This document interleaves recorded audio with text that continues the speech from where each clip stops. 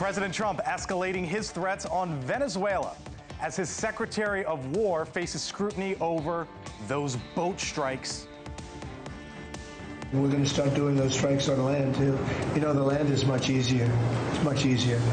And we know the routes they take. We know everything about them. We know where they live. Plus, a Rocky Top test. Will part of Tennessee tonight turn blue? It's the race President Trump is closely watching. Also this evening, the land of 10,000 lakes and $1 billion scam.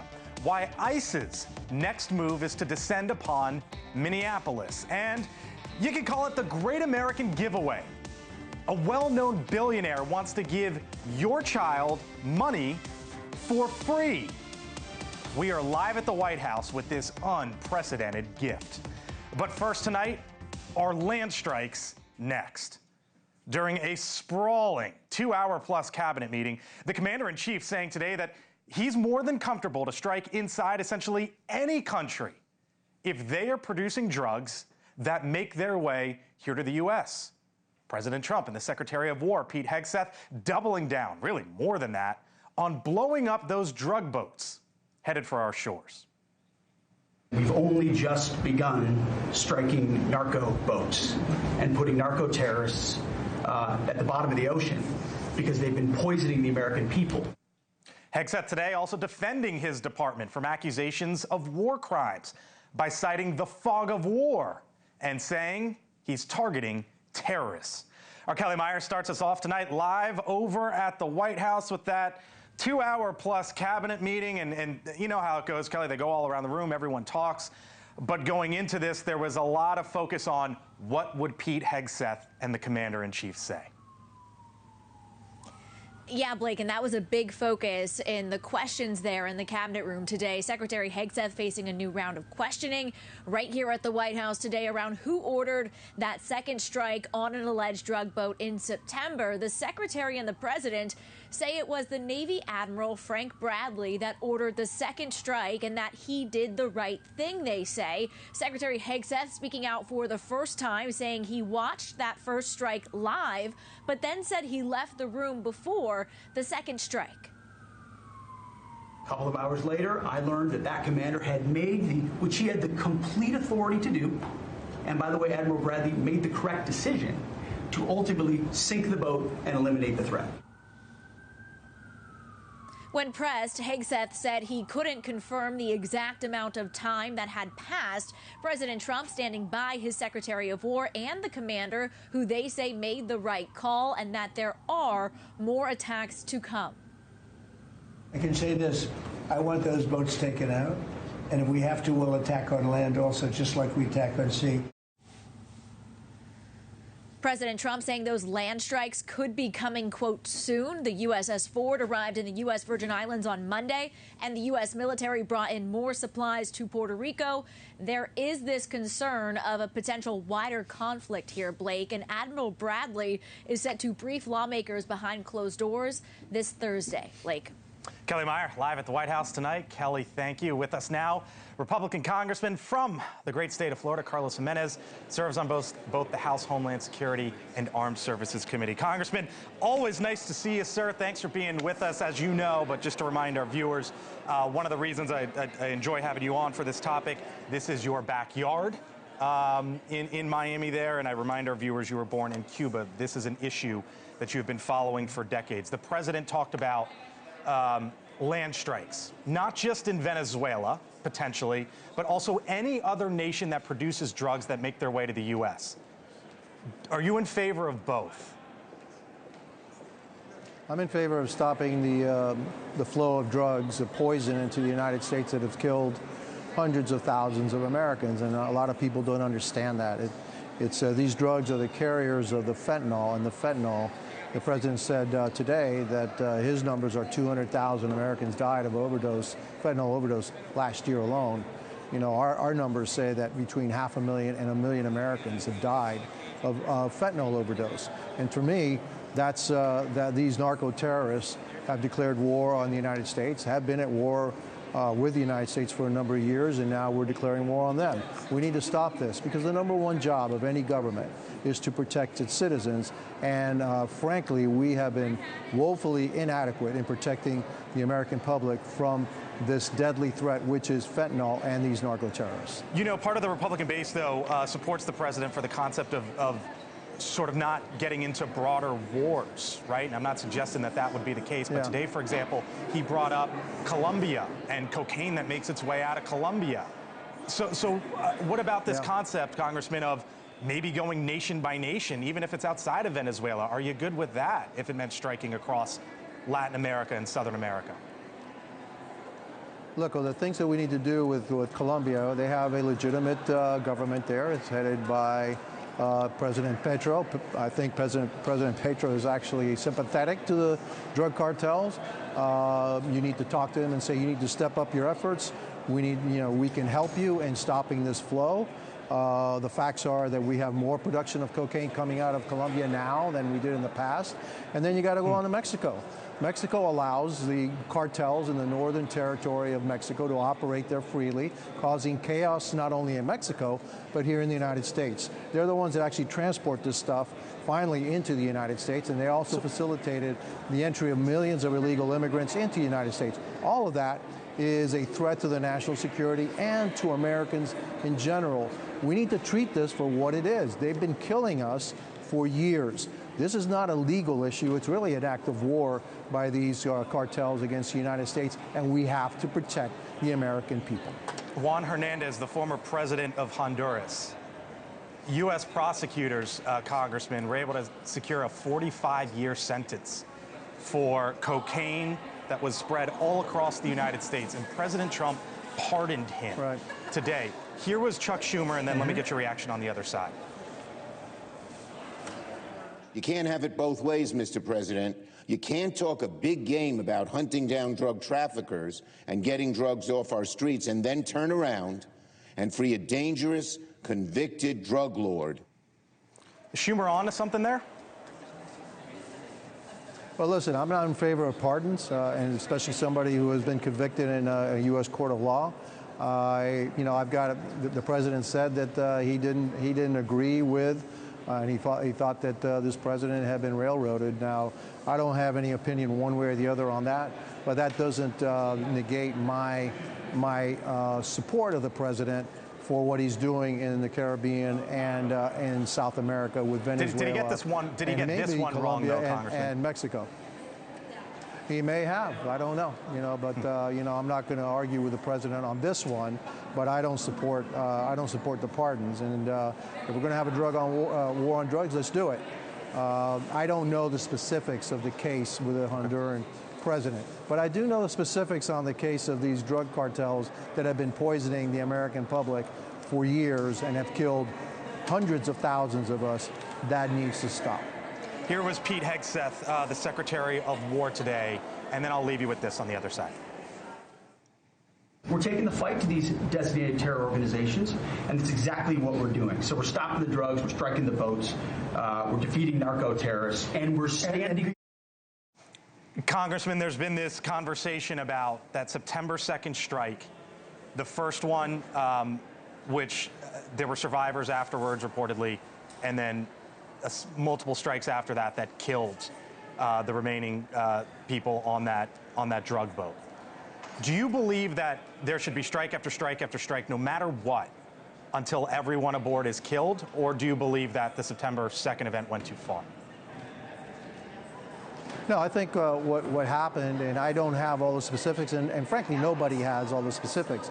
I believe that what happened was that the Secretary of War gave a direction to the Admiral to say, all right, or, hey, we have this boat.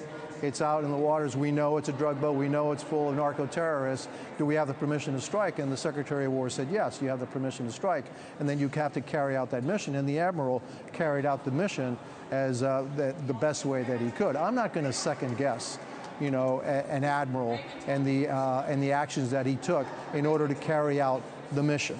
I will, during the Obama years, many terrorists got killed with drones, and I'm sure there was a lot of collateral damage with that also. And I never heard a peep about that. And rightly so, because there is the fog of war. I mention it all the time. Barack Obama, the issues then, there are the same questions now. So I bring that up all the time. Lastly, Nicolas Maduro, is he out of power? Yeah, okay. Is he out of power by the end of this month, Congressman? Well, I don't know. Look, I've been asked to, will I wager my house on anything? No, I don't know if he's out of power by the end of the month. I do think his days are numbered. The president has asked him to leave and leave in a peaceful way. He is illegitimate. He is the head of a drug cartel. He is a narco-terrorist, and he's a threat to the security of the United States, not only from the trafficking of drugs, but also the alliances that he has with Russia and China and North Korea and Iran, which are our greatest adversaries around the world. And so there is a legitimate government waiting to take over, which he has denied them the right to take over. And so I would hope that in the very near future, we don't have to deal with Nicolas Maduro anymore. Carlos Jimenez, Republican from the Magic City of Miami, with us tonight once again. Talk again soon. Thank you, sir. Appreciate it. In Moscow, meantime, the U.S. Special Envoy Steve Witkoff and President Trump's son-in-law, Jared Kushner, sitting across the table, as you see here, face-to-face with the Russian leader, Vladimir Putin, to try to negotiate an end to the war in Ukraine.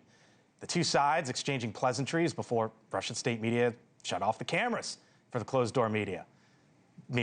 Back in Washington, the president and his Secretary of State pushing for a deal to end the bloodshed. That's why even as we speak to you now, Steve Witkoff is in Moscow trying to find a way to end this war, to save lives of 9,000 people, Mr. President, as you know, are dying every week. More people are dying a week in that war than have died in the entirety of the U.S.'s involvement in Afghanistan or Iraq. Just think about that, how bloody and destructive it is. Now, before the meetings, Putin accused Europeans of sabotaging progress by amending peace proposals. The Ukrainian leader, Vladimir Zelensky, praised the U.S. brokered peace plan during an official visit in Dublin today. All right, still to come, a lot of news to get to, including this. Oh, baby. Did President Trump and the CEO of Dell just give your kid a major financial head start? The investment accounts that could net your kids 6 figures. We'll explain. Plus, it's down to the wire as Republicans hope to hold on to a district that the president won by 20 last year.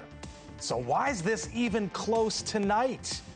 And affordability, it was one of the president's major talking points on the campaign trail, but now he says it's all fake. Is that making the same mistake that Biden did? I'm Blake Berman. We're back on the other side, 4 minutes. The man behind the numbers, Scott Schraner, with us.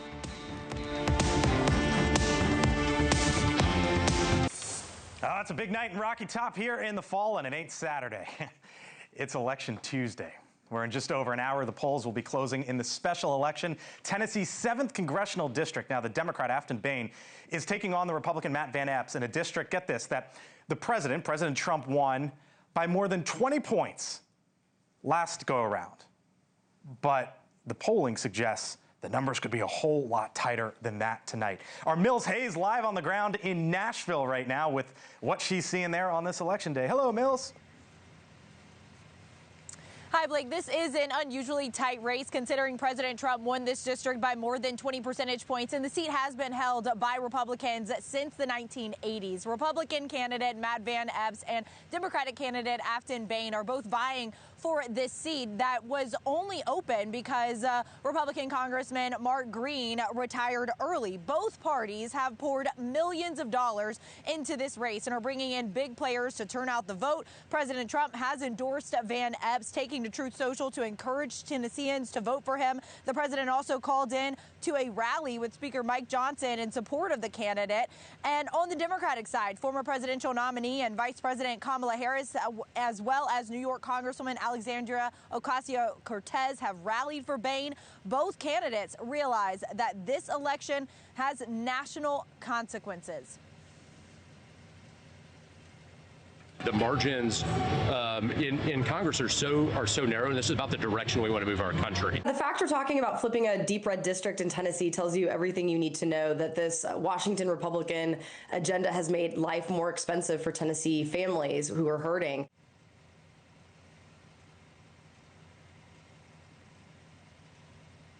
And Blake, the big thing to watch here is, of course, the margin of victory, because if Van Epps does win, but by only a few percentage points, then analysts will argue that Republicans have a reason to worry come the 2026 midterms. And if Democrats do pull off an upset and flip this seat, well, then they're going to argue that they're competitive even in places that are considered Trump country. Blake? All right, Mills Hayes live there on the ground in Nashville, Tennessee. Mills, thank you. Look who we have with us now. He is the man behind the numbers, Scott Traynor, Data Science Director over at DDHQ. Hello, sir. We all thought this was over a few weeks ago, but we're back. And then here we are, right? Yeah. All right, so this is the question, right? We're talking about Tennessee and a Democrat being competitive. Yeah. But look at this. So Trump wins, that area by 22. Yeah. And the polling shows this could be single digits. The question is, how, Scott? Look, we've seen this across all these specials this year. Democrats are clawing back in these special elections.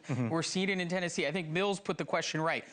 It looks like Van Epps is going to win, but it looks like he's probably not going to win by anywhere near the 22 President Trump got. So what does that mean for his race and the other races we have coming? Bain's talking about affordability. Is it that? Like, that message is just... It absolutely is. Look, all the polls that NewsNation did over the last year was always the economy, inflation, which translates to affordability. Right. That is the number one issue on people's minds, especially in that district. All right, so this obviously matters for lots of reasons, right? But maybe here's the biggest, or one of the two biggest.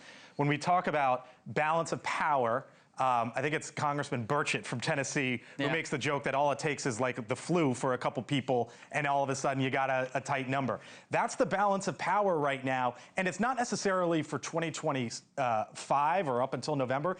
It's how this could impact and maybe predict what comes next year with the midterms. Yeah, look, 6 seats separate these. These votes are very close. These members of Congress vote their own way. We saw how close the One Big Beautiful Bill was. Right. And we've got another funding fight coming up in a couple months. Right. How this race goes, this could be even more closer. More people might be saying, hey, maybe I don't want to serve out my term like Taylor Greene or anyone else. All right, so here's Tranter's graph, okay? So this is what caught your attention. So 5 special election races, okay? And remember this, Scott, back in April, the 2 races in Florida? Yeah. And all of a sudden, Donald Trump was calling in. We were like, what's he doing? These are safe seats? Yeah. Those moved by 22 and 16 points, but look at the others. The point of this is this side of the graphic, is that Democrats in these special elections are swinging the margins. And I guess the question is, if Bain can do it tonight, and how far, and what this means for next year. Yeah, if you're after Bain, you're looking at that Florida 1 race back in April. Donald Trump, newly in office, high polling averages, and a district that he won by 37, the Republican only won by 14. So that was a 22-point swing. If Afton Bain gets a 22-point swing, we're calling this race late tonight. We don't know who's going to win. When do you think you could make a call tonight? Tennessee's very good at what it is. Looks like we might be able to call it by 10 o'clock, but if it's close, it could go to 1 or 2 in the morning. Remember, nobody calls races before Scott Traynor, DDHQ, and his team. All right, the thing you and I are fascinated by the most, the betting markets. Yeah. Right now, they have it at about 7 in 10 chance that Van Epps wins in single digits. And again, that goes to how close this actually is. Exactly, single digits, right? Look. The bettors think he's going to win, but they don't think he's going to get anywhere near what President Trump got, which is why this is going to be something we're going to be talking about no matter who wins over the next week. Long night, short night, something in between. He's the guy to watch. Scott Traynor, Data Science Director over at DDHQ. Thanks, brother. Thanks. Appreciate it. All right, still to come here on the Hill, the eyes of Washington. Watching that district, as I mentioned, and Republicans hoping they won't have to write a sad country song about this one. We will be talking about it later in the show as well. Plus, the man accused of shooting 2 National Guard members enters his plea from a hospital bed. How'd that come about? When we return. The Afghan national accused of shooting 2 National Guard troops near the White House last week appeared virtually from his hospital bed in court today. Through a translator, the suspect, Ramanullah Lakhanwal, pled not guilty to first-degree murder and assault charges. We have no idea who he is. He has no connections to the community. The crime is one that we believe we will be able to prove beyond a reasonable doubt. And I think the judge was very astute when she made it clear that she believed that he crossed the country with a weapon, with the intent to commit a crime of violence. 26-year-old Sarah Beckstrom died from the ambush. The second victim, Andrew Wolf, remains in critical condition tonight. President Trump saying that he spoke with Wolf's mother, who says he is fighting hard for his life. Shortly after the attack, the Trump administration ordered an immediate halt to all visa processing for Afghan nationals. Also this evening, the Twin Cities, now the next target of stepped-up immigration enforcement, with the administration zeroing in on Somali nationals. The president confirming the new focus during a cabinet meeting today. Somalians ripped off that state for billions of dollars, billions, every year. The welfare is like 88%. They contribute nothing. I don't want them in our country, I'll be honest with you, okay? Somebody would say, oh, that's not politically correct. I don't care. All this comes as an X account claiming to represent nearly 500 DHS workers are accusing the governor there, Tim Walz, of ignoring early warnings on massive fraud and retaliating against whistleblowers in a scandal that allegedly funneled more than $1 billion in taxpayer funds to fraudulent operations. It's a claim the governor denies. The DHS Secretary Kristi Noem responding directly to those claims today during the cabinet meeting. You told me to look into Minnesota and their fraud on visas and their programs. 50% of them are fraudulent, which means that wacko Governor Walz either is an idiot or he did it on purpose. And I think he's both. Minnesota is home to the largest Somali community in the United States. And NewsNation sources say that while the administration is focused on this specific group, others could be swept up as collateral in the process. Well, President Trump kicking off, as you saw there, a 2-hour-long, even a little bit more than that, cabinet meeting today, saying that the Democrats' messaging on affordability is a, quote, con job, and that he inherited the current cost of living crisis from the Biden administration. You know, there's this fake narrative that the Democrats talk about, affordability. They just say the word. It doesn't mean anything to anybody. The word affordability is a Democrat scam. Full panel here with me now, Julia Manchester, White House reporter for The Hill, Sean Spicer, host of the Sean Spicer Show podcast, and Dan Cannon, former Battleground States Director for both the Biden and Harris campaigns. Gentlemen, hello. Good to see you. Nice to see you. Julia. Hello. Back from the White House Back today. from the White House. With us. Republicans want to talk about affordability. Mm-hmm. Republicans in that building. Yeah. Congress want to talk about affordability, and the president calls it a hoax and a con job, and he's not moving on that phrasing. Not at all. And obviously this comes just hours before a really critical special election for Republicans in Tennessee, where we've seen the Democratic candidate continue to, carry the Democratic message of affordability into this election. Now, I would say that Republicans are likely to get a win tonight. However, the question is by what margin, as Scott was saying earlier.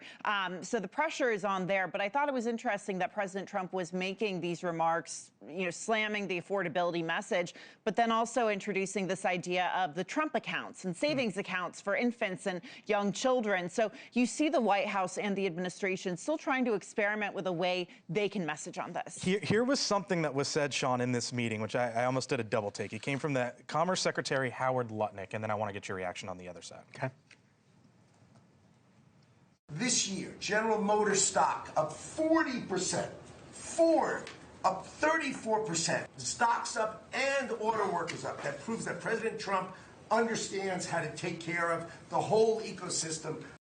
He was talking about reshoring and manufacturing, and then talks about the stock prices of the auto companies. And I just wonder what they're doing, Sean, considering the average person in America doesn't care about the stock prices of Ford or General Motors or anyone else, and whether they're connected to what's actually happened across the country. Well, they kind of do. I mean, bottom line is the health and viability of those companies. Those are blue chip stocks. Those are, when you talk about Ford and GM, it's talking about how well they're doing, especially after the struggles that they've had over the last several years under the Biden administration, does speak to how the turnaround of the Trump economy. The idea that these tariffs, policies are now allowing these companies to sell more, and obviously the stock price reflects how well they're doing. I think that's the point that Secretary Lutnick is making. Isn't that the mistake that his guy made and his campaign made last go around? Yes. Yes. Well, I mean, look, there were a few, so let's both of them. People in this country, and there's a widening gap every single year on the wealthy and those who have less.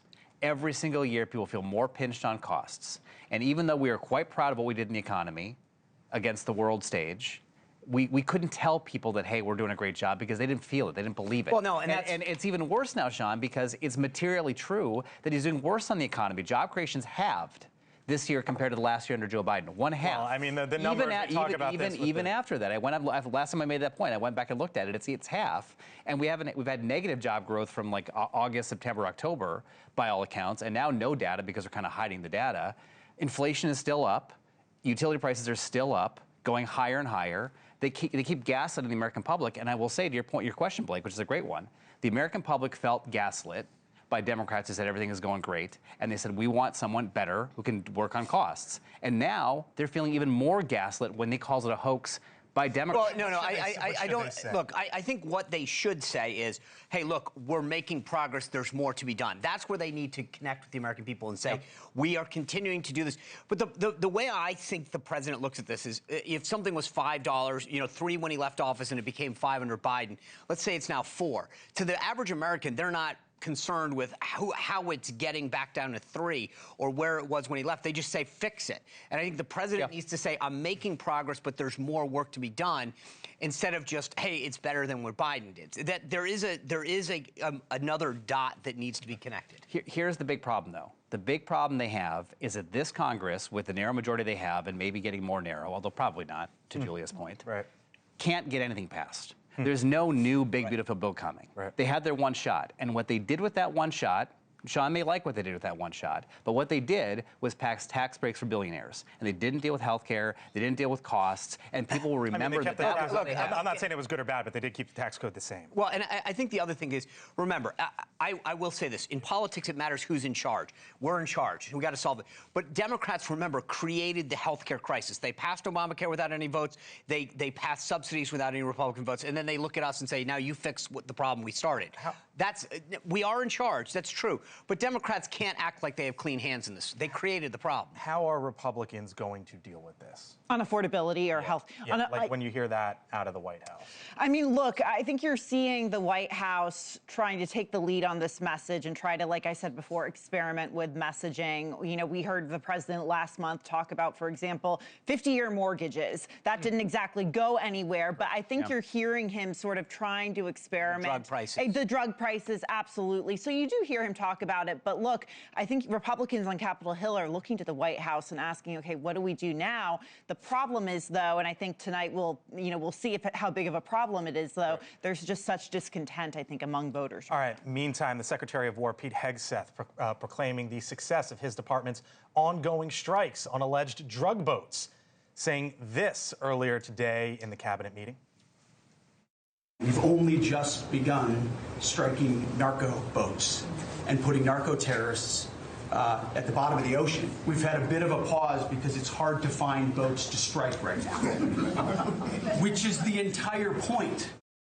I'm going to get to that with you two in a second, but clearly you had Hegseth today, Julia, standing behind this, and Donald Trump, the commander-in-chief, standing behind his Secretary of War. Yeah, and the two of them also standing behind the admiral that, essentially carried out that second strike. I think yesterday there was a bit of a narrative or a conclusion that the admiral was going to be the fall guy here. However, they all seem united and standing by this. One part of President Trump's comments, though, during the cabinet meeting that struck me was the president reiterated, we're going to start land strikes soon. And I think what a lot of us are wondering is, what do those land strikes look like, and how far do those land strikes go? I mean, you have Republican members of Congress, allies of the president, like Congresswoman Maria Elvira Salazar from Florida, saying that Maduro needs to go. Well, how is that through land strikes? Is that what we mean? I think we're just wondering what the end objective is here. So the Secretary of War, Dan and Sean, said we've had a bit of a pause because it's hard to find boats to strike now, which is the entire point. I looked at the numbers. Let's show it real quick. Looked at the numbers. The last strike was 17 days ago. There were 21 strikes in 76 days. In September, 3 over 19 days. In October, 11 over 27 days. November, 7 over 15 days. But the last strike, 17 days ago. And it's good. There's been this conversation of, is this legal? Is this not legal? And as I mentioned to Congressman Jimenez at the top of the show, and you know this, I've been I've been mentioning all the time, Barack Obama was droning people all over the world back then, and the question was, is it legal? It's no different than the conversation now. And that's been talked about, or at least is this legal, nonstop. But what about to the point there of Pete Hegseth? This is the entire point. No strikes in 17 days on boats. Is the plan working? Yeah, well, I would assume so. I mean, clearly they haven't had a hesitation of taking out the boats. The goal is to stop these drugs from coming to our shores. So if fewer narco-terrorists think it's a good idea to take a boat full of drugs to the shores of the United States, that's a good thing, and clearly it's serving a deterrent purpose. Is it working? A deterrent purpose is a great segue to the point I want to make, which is that whether this is working or not, it's a limited number of drugs coming in on these boats compared to where the big problem is. But if deterrence is the point, and you want to send a message, what message does it send? To at the same time you're doing this with Maduro, pardon Juan Hernandez, with 400 tons of cocaine from Honduras sent to the United States under his watch. Let me put that in context, because I think it's really important. Earlier this year, Pam Bondi made a huge show about the fentanyl seizures. Remember that? 22 million doses, 3,400 kilos. That's 3.4 tons of fentanyl. This guy sent 400 tons of cocaine, and we just pardoned him. Where's the deterrence there? I asked a Republican Congressman Jimenez, it wasn't really. Let me ask you, do you think Trump made a mistake there? So here's the thing, I heard Caroline Leavitt's explanation of this in terms of they didn't think that the case against him was strong and it was flawed. I don't know enough about it to honestly answer the question. Do you know who brought the first charges? Emil Bove. One of the president's attorneys. Yeah. All right, we'll leave it there. Dan, Sean, Julia, thank you. We got a late night. There's an election tonight, by the way. Hopefully not that late. You guys are going to be watching. Yeah, hopefully not that late. All right, still to come. President Trump and the CEO of Dell with a big announcement for your kids. You know you've always heard, right? There's nothing free. Nothing's free. Apparently, as Sean says, he's right. Did that just change as it relates to your money? We are live from the White House on the other side, plus politics and football. Why the pigskin is a big part of the discussion up on Capitol Hill.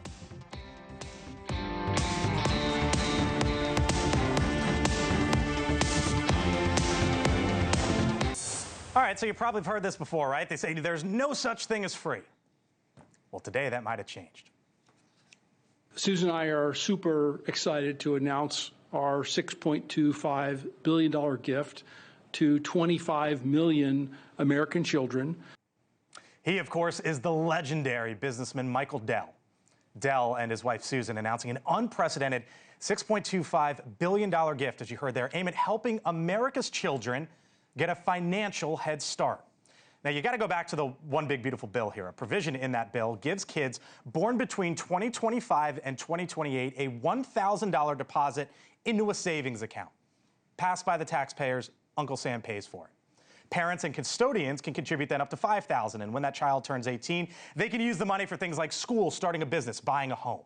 Now, the Dell family's pledge expands the concept, pledging $250 to most kids 10 years and younger. 25 million kids will be eligible for the free $250 accounts. While Dell made the pledge and lawmakers constructed the accounts, none of this, I'm telling you, none of this would have ever made it to this point had it not been for Brad Gerstner. He's the successful investor at Altimeter Capital. He was pushing this whole Invest America concept for years. He was over at the White House today. Brad joins us live tonight here on the Hill. Brad, it's great to see you. Thanks for being back with us. So I laid some of it out there. You're a parent, I'm a parent. You know this. Parents, we just want success for our kids, right? Whatever you think success looks like, you just want success for your kids. There's going to be some parents and some grandparents watching this tonight that said, wait a minute, did you just tell me $250 for my kid in an investment account? How does it work, and what should these parents do next? Well, what a day. Thanks for having me on. And what an incredible gift on Giving Tuesday by the Dell family, the largest philanthropic gift in history. And it would not have been possible without the Invest America Act, right? The Invest America Act created universal private ownership accounts for every child in America, right? We've been talking about the wealth gap for decades, but this is the first time we've done something tangible. Private ownership in these accounts. We get the 50 million kids who have been left out of the system of 529 accounts and all the other tax advantage accounts in the game. Now, we know for kids 2 and under, and every kid born going forward, they get $1,000. But what about all those kids who are a little bit older? Well, the Dell stepped up in a phenomenal way today, adding $250 to each of those accounts. If you start with $1,000 and you add just $750 a year, they'll be worth $50,000 at age 18. That changes the game for the country. And huge credit to the president, to Michael Dell. So obviously you can mess with the numbers, as you know, Brad, but I just want to give a general example to our audience here on News Nation or those listening to us on SiriusXM. If you have an initial deposit of $1,000, if you contribute $5,000 a year, this would get up to 6 figures at a 6% growth rate. You see there at about $150,000 or so. That's just one way to look at it. And again, you can play with the numbers. But Michael Dell said this today, Brad, and then I want to ask you about it. I have spoken with a number of other wealthy Americans, philanthropists, and we are confident that others will join us. How big is this going to get? Yeah, well, Michael and I are leading the Invest America Giving Council, and I can tell you this. We're going to talk to everybody who signed the Giving Pledge, every major donor in the country, and I think they love the idea because it cuts out the middleman and gives the money directly to America's kids. They can't take the money out. It compounds until they're 18, and then it rolls over into an IRA. So philanthropists understand this type of direct giving. They're excited about it. There are going to be a lot of announcements ahead. But remember, it's not just philanthropists. We also are flooded by corporations who want to do this for kids of their employees, like a 401k contribution. And most importantly, moms and dads, grandparents and and others, friends of the family, can contribute to these accounts. So all of these things will help this to compound. You mentioned the wealth gap, the criticism of this general concept, and I'm not talking about Michael Dell donating $6 billion, right? But the criticism of the general concept is that the wealthier or the families who work for bigger corporations will have a bigger advantage over the long term, and thus it makes the wealth gap even bigger. How do you address those criticisms? Right. Well, let's talk about it. We have a massive wealth gap today. We have 529 accounts. There are 16.1 million 529 accounts in this country, and 15.8 million are to families who are in the top 10% of income. So the fact of the matter is those kids already do well. The kids who are going to be disproportionately benefited here are the 50 million American kids who would not have otherwise had any savings, any account. And so for those kids, I'm quite confident it will be disproportionately beneficial. And just as a reminder, the Dell gift today, it goes to the 75% of families whose income is $150,000 or less. So it's that type of targeting, philanthropically and corporate and otherwise. I think that will make up for some of those gaps. So people are criticizing it before it's even launched. And I will tell you, you talk to a young mother or a young father who earns under $100,000 a year, who just wants to see their kid get a head start, they're thrilled by this because they're going to have something their parents don't even have. It's clearly amazing for Michael Dell. He's worth about $150 billion, giving away $6.25 billion today to children all across the country. Brad Gerstner, again, appreciate the time. Very nice to see you. Hope to catch you again soon. Stay tuned. It's just the beginning. All right. I take you at your word. Thanks, Brad. Still to come here on the Hill. The president's newest foe. Is it Costco? I'll explain when we return.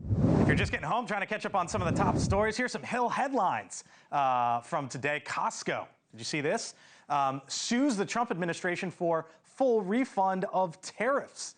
The big box warehouser saying they filed a lawsuit to ensure that they get their money back if the Supreme Court strikes down the president's tariffs. Costco, of course, is one of dozens of companies now lining up for that possibility, including Kawasaki, Bumblebee, even Revlon. The case before the Supreme Court could be decided in a matter of months. Finally, as well, the president says, and this one's bipartisan, that his administration will rebuild Dulles Airport.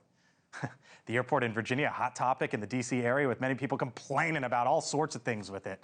But the president says they're going to throw some money in. To check out those stories and more, all you have to do, head on over to thehill.com. All right, time for my take now before we head on out tonight. Today's cabinet meeting, we talked about it, right? It touched on some of the big issues of the day: the economy, war, and college football. You heard that right.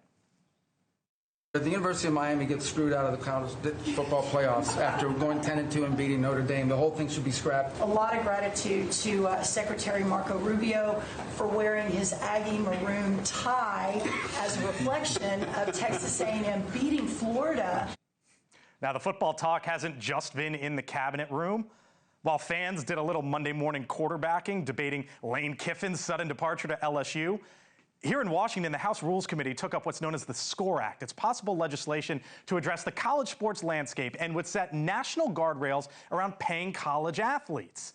Now, you might want to call a timeout, wondering if that's what the lawmakers in the political arena should be focusing on. But here's partly why you are going to hear more about the SCORE Act. And there was some drama in this town around it today. There are few things more popular in this country than football. It is smart politics to try to fix college sports, and the lawmakers here seem to have a score to settle. The SCORE Act. You'll hear about it.